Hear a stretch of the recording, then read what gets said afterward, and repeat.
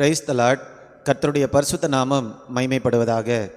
இன்றைய தியானம் எரேமியா 40ஆம் அதிகாரத்திலிருந்து 42ஆம் அதிகாரம் வரை. இந்த நாள் தியானத்திற்கான தலைப்பு ஆவிக்குரிய ஆர்வம் மட்டும் போதாது. இந்த நாளில் நாம் 42ஆம் அதிகாரத்தை தியானிக்க போகிறோம். அதில் இருக்கக்கூடிய அநேக வசனங்களை நாம் இன்றைக்கு பார்க்க போகிறோம்.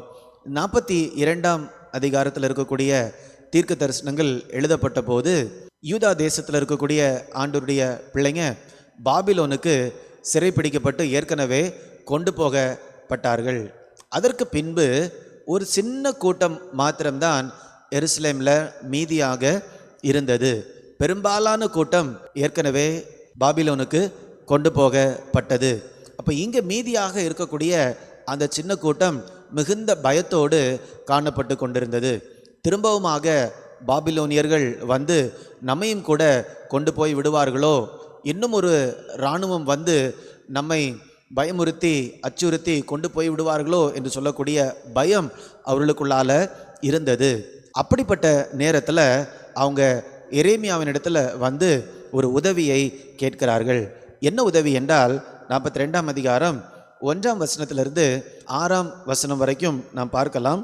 2ஆம் வசனம், இதில் அநேகர் வந்து எரேமியாவின் இடத்துல கேட்கிறாங்க, தீர்க்கதரிசியாகிய எரேமியாவை நோக்கி, உம்முடைய தேவனாகிய கர்த்தர் நாங்கள் நடக்க வேண்டிய வழியையும் செய்ய வேண்டிய காரியத்தையும் எங்களுக்கு தெரியப்படும்படிக்கு நீர் எங்கள் விண்ணப்பத்திற்கு இடம் கொடுத்து மீதியாய் இருக்கிற இந்த சகல ஜனங்களாகிய எங்களுக்காக உம்முடைய தேவனாகிய கர்த்தரை நோக்கி விண்ணப்பம் பண்ணும். இவங்க சொல்கிறாங்க, ஆண்டவருடைய சித்தம் இப்பொழுது எங்களுடைய வாழ்க்கையில் என்ன என்பதை நாங்கள் தெரிந்து கொள்ள வேண்டும் என்று சொல்லி அவர்கள் அவருடைய விருப்பத்தை தெரியப்படுத்துகிறாங்க. அதனால் ஆண்டவர்கிட்ட நீங்கள் கேட்டு நாங்கள் என்ன செய்ய வேண்டும் என்று சொல்லுங்க என்று சொல்லுகிறார்கள். 4ஆம் வசனம், அப்பொழுது எரேமியா தீர்க்கதரிசி அவர்களை நோக்கி, நீங்கள் சொன்னதை கேட்டேன். இதோ உங்கள் வார்த்தையின்படியே உங்கள் தேவனாகிய கர்த்தரை நோக்கி ஜெபம் பண்ணுவேன். கர்த்தர் உங்களுக்கு மறு உத்தரவாக சொல்லும் எல்லா வார்த்தையையும் நான் உங்களுக்கு அறிவிப்பேன் என்று சொன்னார். தொடர்ந்து 5ஆம் வசனத்தில் பார்க்கிறோம், அப்பொழுது அவர்கள் எரேமியாவை நோக்கி, உம்முடைய தேவனாகிய கர்த்தர் உம்மை கொண்டு எங்களுக்கு சொல்லி அனுப்பும் எல்லா வார்த்தைகளின்படியும் நாங்கள் செய்யாவிட்டால் கர்த்தர் நமக்கு நடுவே சத்தியமும் உண்மையுமான சாட்சியாய் இருக்க கடவர். தொடர்ந்து 6ஆம் வசனம், அது நன்மையானாலும் தீமையானாலும் சரி, எங்கள் தேவனாகிய கர்த்தரின் சத்தத்திற்கு நாங்கள் கீழ்ப்படிவதனால் எங்களுக்கு நன்மை உண்டாகும்படி நாங்கள் உம்மை அனுப்புகிற எங்கள் தேவனாகிய கர்த்தருடைய சத்தத்திற்கு கீழ்ப்படிந்து நடப்போம் என்றார்கள். இந்த 6 வசனத்தில் இருக்கக்கூடிய காரியம் என்னவென்றால், எங்களுக்காக நீங்கள் போய் ஆண்டவரிடத்துல பேசுங்க, ஜெபிங்க, நாங்கள் என்ன செய்யணும், ஆண்டவருடைய சித்தம் என்ன என்று கேட்டு சொல்லுங்க. ஆண்டவருடைய சித்தம் எதுவாக இருந்தாலும் அதன்படியே நாங்கள் செய்வோம். இந்த 6ஆம் வசனத்தில் அது நன்மையானாலும் தீமையானாலும் சரி, ஆண்டவர் என்ன சொல்கிறாரோ அதே மாதிரி நாங்கள் செய்வோம் என்று அவர்கள் சொல்லுகிறார்கள். ஒருவேளை இந்த 1ஆம் வசனத்திலிருந்து 6ஆம் வசனம் வரைக்கும் நம்ம படிக்கும்போது இந்த ஜனங்களை பார்க்கும்போது மிகவும் ஆவிக்குரியவர்களைப் போல நமக்கு தெரியலாம். ஏனென்றால் ஆவிக்குரிய காரியங்களை குறித்து மிகுந்த ஆர்வம் காட்டுகிறார்கள். ஆண்டவருடைய செய்தி எங்களுக்கு வேணும், ஆண்டவர் எங்களை குறித்து என்ன நினைக்கிறாரோ அதை நாங்கள் தெரிஞ்சுக்கணும், எங்களுக்கு நீங்கள் சொல்லிக் கொடுங்க என்று அவர்கள் சொல்லுகிறார்கள். மிகுந்த உற்சாகமாக இருக்கிறாங்க, மிகுந்த ஆர்வமாக இருக்கிறார்கள். இவர்களை மற்றவர்கள் பார்த்தார்கள் என்றால் எந்த அளவுக்கு ஆண்டவருடைய வழிநடத்துதலை தேடுகிறார்கள் என்று சொல்லி ஆச்சரியமாக தான் பார்த்திருப்பார்கள். தொடர்ந்து நாம் வாசிக்கும்போது 7ஆம் வசனம், 10 நாள் சென்ற பின்பு கர்த்தருடைய வார்த்தை எரேமியாவுக்கு உண்டாயிற்று. இதில் நம்ம பார்க்குறோம் 10 நாள் சென்ற பின்பு. ஒரு சில நேரத்தில் நாம் ஜெபிக்கும்போது ஆண்டவர் ஒரே நாளிலேயே நமக்கு பதில் தந்து விடுகிறார். ஒரு சில நேரத்தில் 10 நாட்கள் நம்ம காத்திருக்க வேண்டியதாக இருக்கிறது. அல்லது 1 மாதம், 2 மாதம், 1 வருடம், 2 வருடம், வருடங்களாக நம்ம கூட காத்திருக்கலாம். ஏன்னா வேதத்தில் நம்ம பார்க்கும்போது ஒரு சில காரியங்களுக்காக அநேக வருடம் காத்திருந்தார்கள். ஒரு சில காரியங்கள் உடனடியாக கிடைத்து விட்டது. இன்னும் ஒரு சில காரியங்கள் இதே போல 10 நாட்கள் 20 நாட்கள் அவர்கள் காத்திருந்து பெற்றுக்கொண்டார்கள். இப்போ நம்ம வாழ்க்கையிலும் கூட நம்ம ஆண்டவர்கிட்ட நம்ம ஜெபிக்கிறோம், ஆனால் காத்திருப்பது மிக மிக முக்கியமானது. அப்போ 7ஆம் வசனத்தை நம்ம இப்படி பார்க்கும்போது 10 நாள் சென்ற பின்பு ஆண்டவருடைய வார்த்தை வருகிறது. ஆண்டவருடைய வார்த்தை என்ன சொல்லுகிறது, கர்த்தர் இவர்களுக்கு கொடுத்த செய்தி என்ன என்று நாம் 10ஆம் வசனத்திலிருந்து நாம் பார்க்கலாம். ஆண்டவர் சொல்லுகிறார், நீங்கள் இந்த தேசத்திலே தரித்திருந்தால் நான் உங்களை கட்டுவேன், உங்களை இடிக்க மாட்டேன், உங்களை நாட்டுவேன், உங்களை பிடுங்க மாட்டேன். நீங்கள் பயப்படுகிற பாபிலோன் ராஜாவுக்கு பயப்பட வேண்டாம், அவனுக்கு பயப்படாதிருப்பீர்களாக. உங்களை ரட்சிக்கும்படிக்கும் உங்களை அவன் கைக்கு தப்புவிக்கும்படிக்கும் நான் உங்களுடனே இருக்கிறேன். இப்போ ஆண்டவருடைய செய்தி என்னவென்றால், நீங்கள் வேற எங்கேயுமே போய்விட வேண்டாம், நீங்கள் பாபிலோன் ராஜாவுக்கு பயப்படவே வேண்டாம், இந்த தேசத்திலேயே நீங்கள் இருங்க. நீங்கள் கொஞ்சம் பேராக இருந்தாலும் உங்களை நான் கட்டுவேன், உங்களை நான் இடித்து போட மாட்டேன், ஒன்றுமே பண்ண மாட்டேன், நீங்கள் இங்கே இருக்கலாம் என்று ஆண்டவர் சொல்லுகிறார். அதே நேரத்தில் ஆண்டவர் ஒரு எச்சரிப்பையும் சொல்லுகிறார். 14ஆம் வசனம், எகிப்து தேசத்திற்கு போய் அங்கே தரித்திருப்போம் என்று சொல்லவே வேண்டாம். நீங்கள் எகிப்திற்கு என்ன பண்ண வேண்டாம், போக வேண்டாம்.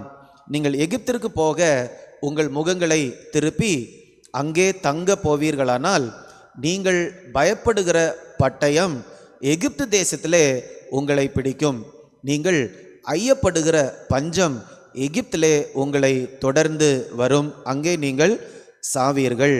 நீங்கள் அதனால் எகிப்துக்கு போக வேண்டாம், இங்கே இருங்க. எகிப்திற்கு போனால் இந்த தேசத்தில் நீங்கள் இருந்தீங்கன்னா என்ன நடக்கும்னு பயப்படுறீங்களோ அதே காரியம் உங்களுக்கு எகிப்து தேசத்தில் வந்து நேரிடும். அதனால் நீங்கள் அங்கே எங்கேயுமே போக வேண்டாம் என்று ஆண்டவர் சொல்லுகிறார். ஆனால் இந்த ஜனங்களுக்கு இந்த நேரத்தில் ஆண்டவரை விசுவாசிக்க முடியல. ஏனென்றால் எருசலேமில் இப்போ எதுவுமே இல்லை, இராணுவம் இல்லை, அவங்கள பாதுகாப்பதற்கு ராஜா இல்லை, யாருமே இந்த நேரத்தில் இல்லை. இப்போ யாருமே நம்மளை பாதுகாப்பதற்கு இல்லையே, எப்படி உடைந்து போன தீக்கு இரையாக்கப்பட்ட இந்த பட்டணத்தில் நம்ம பாதுகாப்பாக இருக்க முடியும் என்று சொல்லக்கூடிய கேள்வி அவர்களுக்கு வருகிறது. அதே நேரத்தில் அவங்க எகிப்தை பார்க்குறாங்க, எகிப்தில் எல்லாமே அவங்களுக்கு பாதுகாப்பாக இருக்கிறது, ராஜா இருக்கிறார், இராணுவம் இருக்கிறது, அங்கே இவர்கள் தஞ்சம் புகுந்து விட்டால் இவர்களுக்கு எல்லாம் பாதுகாப்பு கிடைக்கும் என்று அவர்கள் நினைக்கிறார்கள். இந்த இடத்துல அவங்க ஒரு தீர்மானம் எடுக்க வேண்டியதாக இருந்தது. ஆண்டவருடைய சித்தம் என்ன என்று தெரிந்து கொள்ள வேண்டும் என்று ஆர்வம் காட்டினார்கள், உற்சாகம் காட்டினார்கள். ஆனால் ஆண்டவர் அவருடைய சித்தத்தை சொல்லியாச்சு. சொன்ன பிறகு இவங்க தீர்மானம் எடுக்கவில்லை என்றால் ஆண்டவர் அவருடைய சித்தத்தை சொன்னது இவங்க வாழ்க்கையில் எந்த பலனையுமே கொடுக்காது. நம்ம வாழ்க்கையிலும் கூட ஆண்டவருடைய சித்தத்தை நான் தெரிந்து கொள்ள வேண்டும் என்று நிறைய காரியங்களை நம்ம செய்யலாம். தொடர்ந்து நம்ம ஆலயத்திற்கு போகலாம், கூடுகைக்கு போகலாம், ஆண்டவருடைய செய்திகளை கேட்கலாம். ஆனால் அந்த செய்தி நம்முடைய வாழ்க்கையில் ஒரு பலனை கொடுக்க வேண்டும் என்றால் நம்முடைய வாழ்க்கையில் ஒரு தீர்மானத்தை எடுக்க வேண்டும். நம்முடைய வாழ்க்கையில் இப்படிப்பட்ட தீர்மானங்களை நாம் எடுக்க வேண்டிய சமயத்திலெல்லாம் அது விசுவாச தீர்மானமாகவே இருக்கும். விசுவாசம் இல்லாமல் கிறிஸ்தவ வாழ்க்கையில் எந்த விதமான தீர்மானத்தையும் எடுக்க முடியாது. இந்த இடத்துல நம்ம பார்க்கும்போது அவங்க இருக்கிற எருசலேமில் இப்போ என்ன இல்லை, எந்த பாதுகாப்பும் இல்லை, இராணுவம் இல்லை, ராஜா இல்லை. ஆனால் எகிப்தில் எல்லாமே இருக்குது. ஆனால் கர்த்தர் சொல்லியிருக்கார், அங்கே போக வேண்டாம், இங்கே இருங்க. அப்போ இதுதான் இந்த இடத்துல ஆண்டவர் அவர்களுக்கு சொல்லக்கூடிய காரியம் என்ன, நீங்கள் தரிசித்து நடவாமல் விசுவாசித்து நடங்க. ஆனால் இந்த ஜனங்கள் செய்த காரியம் என்ன தெரியுமா? 20ஆம் வசனத்தில் அந்த காரியங்களை நான் பார்க்கிறோம். நீ எங்கள் தேவனாகிய கர்த்தரை நோக்கி எங்களுக்காக விண்ணப்பம் பண்ணி எங்கள் தேவனாகிய கர்த்தர் சொல்வதையெல்லாம் எங்களுக்கு அறிவிக்க வேண்டும், அதன்படியே செய்வோம் என்று நீங்கள் சொன்னீர்கள் என்று எரேமியா அவர்களை பார்த்து சொல்லுகிறார். 21ஆம் வசனம், ஆனாலும் உங்கள் தேவனாகிய கர்த்தரின் சத்தத்திற்கும் அவர் என்னை கொண்டு உங்களுக்கு சொல்லி அனுப்பின எந்த காரியத்திற்கும் செவி கொடுக்காமல் போனீர்கள். அதனால உங்கள் வாழ்க்கையில் என்ன நடக்க போகிறது என்று சொல்லி 22ஆம் வசனத்தில் அவர் சொல்லுகிறார். எவ்வளவு பரிதாபமான சூழ்நிலை பாருங்க. 21ஆம் வசனத்தில் பார்க்கும்போது, என்னை கொண்டு கர்த்தர் உங்களிடத்தில் சொன்ன எந்த காரியத்தையும் நீங்கள் என்ன பண்ணலை, செவி கொடுக்கவில்லை. எவ்வளவு பரிதாபமான காரியம். இன்றைக்கு நாமும் கூட ஒருவேளை இந்த ஜனங்கள் செய்தது மாதிரி அதிகமாக ஆர்வம் காட்டலாம். ஆண்டவருடைய சித்தம் என்ன, ஆண்டவருடைய சித்தம் என்னுடைய வாழ்க்கையில் என்ன, எனக்கு சொல்லுங்க, ஆண்டவருடைய செய்தியை சொல்லுங்க, ஆண்டவருடைய சித்தத்தை நான் தெரிந்து கொள்ள வேண்டும் என்று சொல்லி அதிகமாக ஆர்வத்தை நாம் காட்டலாம். ஆர்வம் நல்லது, உற்சாகம் நல்லது. ஆனால் ஆண்டவர் செய்தியை கொடுக்கும்போது ஒரு விசுவாச தீர்மானம் நம்ம எடுக்கலைன்னா கீழ்ப்படிய முடியாது. இன்றைக்கும் கூட ஆண்டவருடைய சித்தம் என்ன என்று தெரிய வேண்டும் என்று ஆர்வம் காட்டுறீங்களா, உற்சாகமாக இருக்கிறீங்களா? அதை தெரிந்து கொள்ளும்போது ஒரு விசுவாச தீர்மானத்தை எடுக்க வேண்டும். கண்டிப்பாக ஒரு விசுவாச தீர்மானத்தை நாம் எடுக்கும்போது தான் அந்த செய்தி நம்முடைய வாழ்க்கையில் ஒரு பலனை கொடுக்கும். அதனால தான் இன்றைக்கி நம்ம பார்த்த தியானத்தினுடைய தலைப்பு ஆவிக்குரிய ஆர்வம் மட்டும் போதாது, கண்டிப்பாக போதாது. விசுவாச தீர்மானம், விசுவாச கிரியைகள் கண்டிப்பாக நமக்கு தேவை. இப்படிப்பட்ட கிருபைகளை ஆண்டவர் நமக்கு தருவாராக. ஜெபிக்கலாமா? அன்பின் பரலோக பிதாவே, உமக்கு நன்றி செலுத்துகிறோம் அப்பா.